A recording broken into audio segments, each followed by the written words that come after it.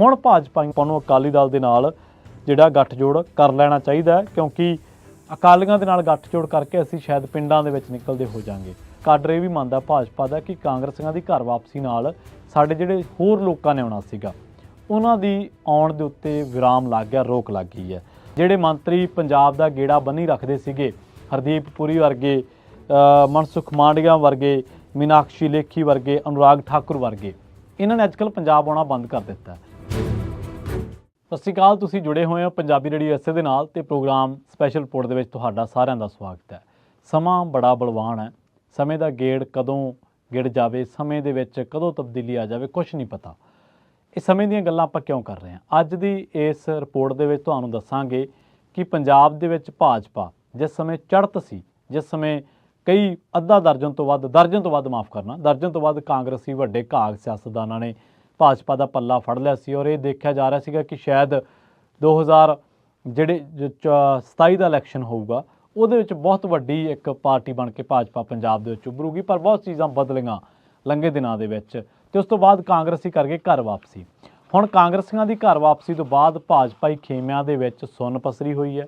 ਜਿਹੜੇ ਮੰਤਰੀ ਪੰਜਾਬ ਦਾ ਗੇੜਾ ਬੰਨੀ ਰੱਖਦੇ ਸੀਗੇ, ਹਰਦੀਪ ਪੁਰੀ ਵਰਗੇ, ਮਨਸੁਖ ਮਾਂਡਵੀਆ ਵਰਗੇ, ਮੀਨਾਕਸ਼ੀ ਲੇਖੀ ਵਰਗੇ, ਅਨੁਰਾਗ ਠਾਕੁਰ ਵਰਗੇ, ਇਹਨਾਂ ਨੇ ਅੱਜਕੱਲ੍ਹ ਪੰਜਾਬ ਆਉਣਾ ਬੰਦ ਕਰ ਦਿੱਤਾ ਔਰ ਇਹਦੇ ਲਈ ਕਾਰਨ ਕੀ ਬਣੇ ਨੇ ਤੇ ਕਾਂਗਰਸੀਆਂ ਦੀ ਇਸ ਵਾਪਸੀ ਤੋਂ ਬਾਅਦ ਹੁਣ ਭਾਜਪਾ ਦੇ ਅੰਦਰਲੇ ਹਾਲਾਤ ਕੀ ਨੇ ਤੇ ਭਾਜਪਾ ਦਾ ਇੱਕ ਧੜਾ ਕਿਉਂ ਚਾਹੁੰਦਾ ਕਿ ਅਕਾਲੀ ਦਲ ਦੇ ਨਾਲ ਹੀ ਆਪਣੀ ਦਾਲ ਪੱਕਦੀ ਹੈ ਤੇ ਉਹਨਾਂ ਦੇ ਨਾਲ ਹੀ ਜਿਹੜੀ ਹੈ ਗੰਢ ਧੁੱਪ ਦੁਬਾਰਾ ਕਰ ਲਈ ਜਾਵੇ। ਇਸ ਸਾਰੇ ਪਹਿਲੂਆਂ ਤੇ ਝਾਤਖੋਰੀ ਕਰਦੀ ਇਸ ਰਿਪੋਰਟ ਦੇ ਵਿੱਚ ਆਪਾਂ ਸਾਰੇ ਪਹਿਲੂਆਂ ਨੂੰ ਲੈ ਕੇ ਗੱਲਬਾਤ ਕਰਾਂਗੇ। ਪਹਿਲੀ ਗੱਲ ਤਾਂ ਇਹ ਹੈ ਕਿ ਜਿਹੜੇ ਕਾਂਗਰਸੀ ਆਗੂ ਸੀਗੇ ਉਹ ਹੁਣ ਘਰ ਵਾਪਸੀ ਕਰ ਗਿਆ। ਮਤਲਬ ਉਹਨਾਂ ਦੇ ਵਿੱਚ ਆਪਾਂ ਨਾਂ ਲੈ ਸਕਦੇ ਹਾਂ ਬਲਬੀਰ ਸਿੱਧੂ ਦਾ, ਜੀਤੀ ਸਿੱਧੂ ਦਾ, ਜੀਤ ਮਹਿੰਦਰ ਸਿੱਧੂ ਦਾ, ਰਾਜਕੁਮਾਰ ਵੇਰਕਾ, ਗੁਰਪ੍ਰੀਤ ਕਾਂਗੜ, ਇਹਨਾਂ ਨੇ ਘਰ ਵਾਪਸੀ ਕਰ ਲਈ ਸਾਰਿਆਂ ਨੇ। ਹੁਣ ਲੰਘੇ ਦਿਨੀ ਕੀ ਹੋਇਆ ਕਿ ਅਜੈਬ ਸਿੰਘ ਭੱਟੀ ਜਿਹੜੇ ਕਿ ਚੰਨੀ ਦੇ ਨਾਲ ਚੋਣ ਲੜੇ ਸੀਗੇ ਵਾਅਦਾ ਖਿਲਾਫੀ ਤੋਂ ਦੁਖੀ ਹੋ ਕੇ, ਉਹਨਾਂ ਨੇ ਵੀ ਹੁਣ ਭਦੌੜ ਤੋਂ ਚੋਣ ਲੜੀ ਸੀ ਉਹਨਾਂ ਨੇ ਚੰਨੀ ਦੇ ਵਿਰੁੱਧ, ਉਹ ਵੀ ਹੁਣ ਕਾਂਗਰਸ ਦੇ ਵਿੱਚ ਆ ਗਏ ਨੇ। ਉਹਨਾਂ ਦੀ ਜਿਹੜੀ ਬੇਟੀ ਸੀਗੀ ਉਹਨਾਂ ਦਾ ਨਾਮ ਮੈਂ ਦੱਸ ਦਿੰਦਾ ਵਾਂ, ਜੀਵਨਜੋਤ ਕੌਰ, ਉਹ ਵੀ ਡਾਕਟਰ ਜੀਵਨਜੋਤ ਕੌਰ, ਉਹ ਵੀ ਕਾਂਗਰਸ ਦੇ ਵਿੱਚ ਸ਼ਾਮਲ ਹੋ ਗਏ ਆ। ਡਾਕਟਰ ਜੀਵਨਜੋਤ ਕੌਰ ਇੱਕ ਅਜੈਬ ਸਿੰਘ ਭੱਟੀ ਦੇ ਬੱਚੀ ਨੇ, ਧੀ ਨੇ, ਤੇ ਇੱਕ ਡਾਕਟਰ ਜੀਵਨਜੋਤ ਕੌਰ ਉਹ ਨੇ ਜਿਨ੍ਹਾਂ ਨੇ ਨਵਜੋਤ ਸਿੰਘ ਸਿੱਧੂ ਨੂੰ ਹਰਾਇਆ, ਵਿਕਰਮ ਮਜੀਠੀਆ ਨੂੰ ਹਰਾਇਆ ਅੰਮ੍ਰਿਤਸਰ ਦੇ ਵਿੱਚ। ਉਹ ਆਮ ਆਦਮੀ ਪਾਰਟੀ ਦੇ ਵਿੱਚ ਨੇ। ਇਹ ਆਮ ਆਦਮੀ ਪਾਰਟੀ ਦੇ ਵਿੱਚ ਆਏ ਸੀਗੇ, ਸ਼ਾਇਦ ਇਹ ਬੀਜੇਪੀ ਦੇ ਵਿੱਚ ਚਲੇ ਗਏ ਸੀਗੇ, ਪਰ ਹੁਣ ਫਿਰ ਇਹਨਾਂ ਨੇ ਵੀ ਘਰ ਵਾਪਸੀ ਕਰ ਲਈ ਹੈ। ਹੁਣ ਇਹਨਾਂ ਦੀ ਵਾਪਸੀ ਤੋਂ ਬਾਅਦ ਜਿਹੜੇ ਅਸਲ ਦੇ ਵਿੱਚ ਹਾਲਾਤ ਬਣੇ ਨੇ ਭਾਜਪਾਈਆਂ ਦੇ, ਉਹ ਇਹ ਨੇ ਕਿ ਸਰਹੱਦੀ ਇਲਾਕੇ ਤੇ ਘੱਟ ਗਿਣਤੀ ਵਾਲੇ ਪ੍ਰਭਾਵ ਵਾਲੇ ਇਲਾਕਿਆਂ ਦੇ ਵਿੱਚ ਫੇਰੀਆਂ ਘਟ ਗਈਆਂ ਮੰਤਰੀਆਂ ਦੀਆਂ, ਮਨਸੁਖ ਮਾਂਡਵੀਆ, ਹਰਦੀਪ ਪੁਰੀ, ਮੀਨਾਕਸ਼ੀ ਲੇਖੀ, ਅਨੁਰਾਗ ਠਾਕੁਰ ਵਰਗਿਆਂ ਦੀਆਂ। ਇਸ ਤੋਂ ਇਲਾਵਾ ਗਜਿੰਦਰ ਸਿੰਘ ਸ਼ੇਖਾਵਤ ਵੀ ਆਉਂਦੇ ਰਹੇ ਨੇ ਤੇ ਇਹਦੇ ਨਾਲ ਕੇਂਦਰੀ ਮੰਤਰੀਆਂ ਵੱਲੋਂ ਹਫ਼ਤੇ ਦੇ ਅੰਤਲੇ ਦਿਨਾਂ ਦੇ ਦੌਰਾਨ ਕਿਸੇ ਨਾ ਕਿਸੇ ਕਾਡਰ ਦੇ ਨਾਲ, ਮਤਲਬ ਜ਼ਿਲ੍ਹੇ ਦੇ ਵਿੱਚ ਕੋਈ ਰਾਜਸੀ ਸਰਗਰਮੀ ਕਰਦੇ ਹੁੰਦੇ ਸੀਗੇ ਇਹ, ਜਿਹਦੇ ਨਾਲ ਹੱਲਾਸ਼ੇਰੀ ਦਿੰਦੇ ਸੀਗੇ ਹੁਣ ਤਾਂ ਕਿ ਦੂਜੀਆਂ ਪਾਰਟੀਆਂ ਦੇ ਲੀਡਰ ਵੀ ਸਾਡੇ 'ਚ ਆ ਜਾਣ। ਹੁਣ ਜਦੋਂ ਇਹ ਪਰਤ ਗਿਆ ਆਪਦੇ ਘਰਾਂ ਨੂੰ, ਤਾਂ ਉਹ ਜਿਹੜੇ ਇੱਕ ਕਾਡਰ ਇਹ ਵੀ ਮੰਨਦਾ ਭਾਜਪਾ ਦਾ ਕਿ ਕਾਂਗਰਸੀਆਂ ਦੀ ਘਰ ਵਾਪਸੀ ਨਾਲ ਸਾਡੇ ਜਿਹੜੇ ਹੋਰ ਲੋਕਾਂ ਨੇ ਆਉਣਾ ਸੀਗਾ ਉਹਨਾਂ ਦੀ ਆਉਣ ਦੇ ਉੱਤੇ ਵਿਰਾਮ ਲੱਗ ਗਿਆ, ਰੋਕ ਲੱਗ ਗਈ ਹੈ। ਹੁਣ ਜਿਹੜੀਆਂ ਪਾਰਟੀ ਦੀਆਂ ਕੇਂਦਰੀ ਮੰਤਰੀ ਤਾਂ ਹੁਣ ਚਲੇ ਗਏ, ਕੇਂਦਰ ਮੰਤਰੀਆਂ ਦੇ ਸਿਰ 'ਤੇ ਹੀ ਜਿਹੜਾ ਇੱਥੋਂ ਦਾ ਕਾਡਰ ਸੀ ਉਹ ਜ਼ਿਆਦਾ ਆਪਣੇ ਆਪ ਨੂੰ ਉਤਸ਼ਾਹਿਤ ਮਹਿਸੂਸ ਕਰਦਾ ਸੀ, ਪਰ ਹੁਣ ਜਦੋਂ ਸਰਗਰਮੀਆਂ ਮੱਠੀਆਂ ਪੈ ਗਈਆਂ ਤਾਂ ਇੱਥੋਂ ਦਾ ਜਿਹੜਾ ਕਾਡਰ ਉਹ ਵੀ ਮੱਠਾ ਪੈ ਗਿਆ। ਹਾਲਾਂਕਿ ਸੁਨੀਲ ਜਾਖੜ ਆਪਣੇ ਪੱਧਰ 'ਤੇ ਲੱਗੇ ਹੋਏ ਨੇ, ਉਹ ਆਪਣੇ ਪੱਧਰ 'ਤੇ ਮੁੱਖ ਮੰਤਰੀ ਨੂੰ ਵੀ ਘੇਰਦੇ ਰਹਿੰਦੇ ਨੇ, ਪੰਜਾਬ ਸਰਕਾਰ ਨੂੰ ਘੇਰਦੇ ਰਹਿੰਦੇ ਨੇ ਔਰ ਇਸ ਟਾਈਮ ਸੁਨੀਲ ਜਾਖੜ, ਗੁਰਮੀਤ ਸਿੰਘ ਸੋਢੀ ਤੇ ਕੈਪਟਨ ਅਮਰਿੰਦਰ ਸਿੰਘ, ਮਨਪ੍ਰੀਤ ਸਿੰਘ ਬਾਦਲ, ਇਹ ਉਹ ਕਾਂਗਰਸੀ ਨੇ ਜਿਹੜੇ ਹਾਲੇ ਵੀ ਭਾਜਪਾਈ ਹੈਗੇ ਨੇ ਤੇ ਭਾਜਪਾ ਦੇ ਵਿੱਚ ਵਿਚਰ ਰਹੇ ਨੇ। ਹੁਣ ਦੱਸਿਆ ਜਾ ਰਿਹਾ ਕਿ ਪਾਰਟੀ ਦੇ ਅੰਦਰ ਜਿਹੜੀ ਧੜੇਬੰਦੀ ਹੈ ਉਹ ਸਿਖਰਾਂ 'ਤੇ ਹੈ। ਇੱਕ ਪਾਸੇ ਜਿੱਥੇ ਪੁਰਾਣਾ ਤੇ ਟਕਸਾਲੀ ਕਾਡਰ ਨੁਕਰੇ ਲੱਗਿਆ ਮਹਿਸੂਸ ਕਰ ਰਿਹਾ, ਉੱਥੇ ਦੂਜੇ ਪਾਸੇ ਕਾਂਗਰਸ ਤੇ ਸ਼੍ਰੋਮਣੀ ਅਕਾਲੀ ਦਲ ਵੱਲੋਂ ਦਲ ਬਦਲੀ ਕਰਕੇ ਪਾਰਟੀ ਦੇ ਵਿੱਚ ਆਏ ਆਗੂ ਆਪੋ ਆਪਣੀ ਡਫਰੀ ਵਜਾ ਰਹੇ ਨੇ। ਹੁਣ ਪੁਰਾਣੇ ਆਗੂਆਂ ਦਾ ਕੀ ਗਿਲਾ ਹੈ?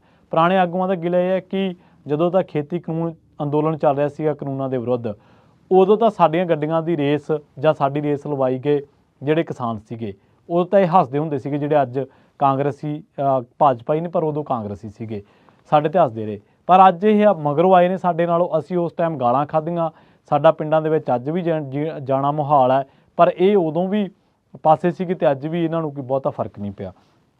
ਦੂਜੀ ਗੱਲ ਇਹ ਹੈ ਕਿ 2022 ਦੀਆਂ ਵਿਧਾਨ ਸਭਾ ਚੋਣਾਂ ਜਿਹੜੀਆਂ ਹੋਈਆਂ ਸੀ ਉਹਦੇ 'ਚ ਭਾਜਪਾ ਦੀ ਹੋਈ ਸੀ ਨਮੋਸ਼ੀ ਭਰੀ ਹਾਰ। ਇੱਕ ਵਿਧਾਇਕ ਹੈ ਸ਼ਾਇਦ ਉਹਨਾਂ ਦਾ, ਪਰ ਵਿਧਾਨ ਸਭਾ ਚੋਣਾਂ ਤੋਂ ਬਾਅਦ 2 ਸੰਸਦੀ ਚੋਣਾਂ ਸੰਗਰੂਰ ਤੇ ਜਲੰਧਰ ਦੇ ਵਿੱਚ ਉਮੀਦ ਨਾਲੋਂ ਵੱਧ ਵੋਟ ਮਿਲਿਆ ਸੀਗਾ ਵੋਟ ਬੈਂਕ ਤੇ, ਜਿਹਦੇ ਕਰਕੇ ਪਾਰਟੀ ਆਗੂਆਂ ਦੇ ਹੌਸਲੇ ਵਧੇ।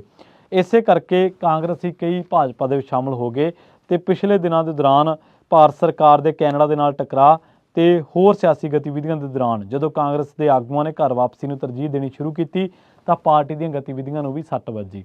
ਅਸਲ ਦੇ ਵਿੱਚ ਹੋਇਆ ਕੀ, ਸੁਖਪਾਲ ਖਹਿਰਾ ਹੋ ਗਏ ਗ੍ਰਿਫਤਾਰ, ਉਹਨਾਂ ਨੂੰ ਕਰ ਲਿਆ ਗਿਆ ਗ੍ਰਿਫਤਾਰ। ਉਹਨਾਂ ਦੇ ਵਿਰੋਧ ਦੇ ਵਿੱਚ ਕਾਂਗਰਸੀਆਂ ਨੇ ਉਹਨਾਂ ਦੇ ਮਗਰ ਜਾ ਮੁਲਾਕਾਤਾਂ ਕੀਤੀਆਂ ਤੇ ਉਹਨਾਂ ਦਾ ਸਾਥ ਦਿੱਤਾ ਹਰ ਫਰੰਟ ਦੇ ਉੱਤੇ। ਇਸੇ ਤਰ੍ਹਾਂ ਕੁਲਬੀਰ ਜੀਰਾ ਨੂੰ ਚੱਕਿਆ, ਉੱਥੇ ਵੀ ਕਾਂਗਰਸੀ ਅੜੇ ਰਹੇ ਹੋਰ ਸਰਗਰਮੀਆਂ ਦੇ ਵਿੱਚ। ਪਰ ਭਾਜਪਾਈਆਂ ਨਾਲ ਕੀ ਹੋਇਆ ਕਿ ਭਾਜਪਾ ਦੇ ਲੀਡਰ ਮਨਪ੍ਰੀਤ ਬਾਦਲ, ਉਹਨਾਂ ਨੂੰ ਵਿਜੀਲੈਂਸ ਨੇ ਘੇਰਿਆ, ਉਹਨਾਂ ਦੀ ਛਾਪੇਮਾਰੀ ਭਾਲ ਦੇ ਲਈ ਕਰਦੇ ਰਹੇ, ਕੋਈ ਉਹਨਾਂ ਦੇ ਨਾਲ ਨਹੀਂ ਖੜਾ। ਸਤਕਾਰ ਕੌਰ ਗਹਿਰੀ ਜਿਨ੍ਹਾਂ ਨੂੰ ਪੁੱਛਗਿੱਛ ਦੇ ਦੌਰਾਨ ਹੀ ਅਰੈਸਟ ਕਰ ਲਿਆ ਗਿਆ, ਕੋਈ ਉਹਨਾਂ ਦੇ ਨਾਲ ਨਹੀਂ ਖੜਾ। ਜਿਹੜੇ ਕਾਂਗਰਸੀ ਨਵੇਂ ਭਾਜਪਾਈ ਬਣੇ ਸੀ ਉਹਨਾਂ ਨੂੰ ਲੱਗਿਆ ਕਿ ਯਾਰ ਇੱਥੇ ਆਪਣੀ ਦਾਲ ਨਹੀਂ ਗਲਣੀ, ਇੱਥੇ ਨਾ ਤਾਂ ਉਹ ਟਰੀਟਮੈਂਟ ਮਿਲਦਾ ਸਾਨੂੰ ਜਿਹੜਾ ਕਾਂਗਰਸ ਦੇ ਵਿੱਚ ਮਿਲਦਾ ਸੀ ਕਿ VIP ਟਰੀਟਮੈਂਟ ਮਿਲਦਾ ਸੀ, ਅਫਸਰ ਵੀ 4 ਗੱਲ ਸੁਣਦੇ ਸੀਗੇ ਤੇ ਪਾਰਟੀ ਦੇ ਵਿੱਚ ਵੀ ਆਕੜ ਚੱਲ ਜਾਂਦੀ ਸੀ। ਪਰ ਇੱਥੇ ਤਾਂ ਕੋਈ ਉਹ ਜਿਹਾ ਗੱਲ ਨਹੀਂ, ਇੱਥੇ ਤਾਂ ਅਨੁਸ਼ਾਸਨ ਹੈ, ਅਨੁਸ਼ਾਸਨ 'ਚ ਰਹਿਣਾ ਪਊਗਾ। ਤਾਂ ਉਸ ਤੋਂ ਬਾਅਦ ਫਿਰ ਰਾਜਕੁਮਾਰ ਵੇਰਕਾ, ਬਲਬੀਰ ਸਿੰਘ ਸਿੱਧੂ ਤੇ ਹੋਰ ਜਿਹੜੇ ਵੀ ਲੀਡਰ ਭਾਜਪਾਈ ਬਣੇ ਸੀਗੇ ਉਹਨਾਂ ਦੇ ਹਿਰਦੇ ਪਰਿਵਰਤਨ ਹੋਇਆ।